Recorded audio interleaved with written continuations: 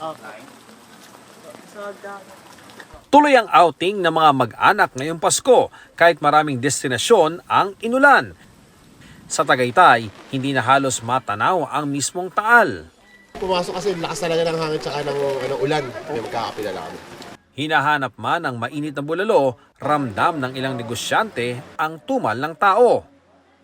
Dahil dyan, maluwag ang daloy ng trapiko sa Tagaytay kumpara noong mga nakalipas na araw. Ang traffic nasa Baguio City.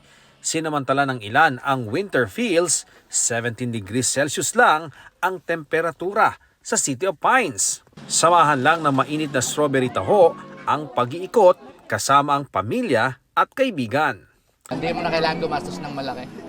Basta magkakasama lang ang pamilya. Sa Boracay naman, di natinag ng pag-ulan ang mga turista na tuloy sa swimming. Walang kinansilang water activities pero mahigpit ang pagbabantay ng Coast Guard. Kagabi pa lang sa mismong salubong, all out ang saya sa isla. Ulan naman ang sumalubong sa mga nagpiknik sa Luneta Park kaninang umaga. Kaya kanya-kanya silang silong. Ang iba, dumayo pa mula sa Karatig probinsya at naghintay hanggang masilayan ng fountain show at ilaw ng Manila City Hall. Gusto po kasi nilang mamasyal dito, gusto nilang makita. First time po kasi nila dito. Okay po. Oo. First time nilang kaya lang ang hirap kasi umuulan. Umuulan po eh.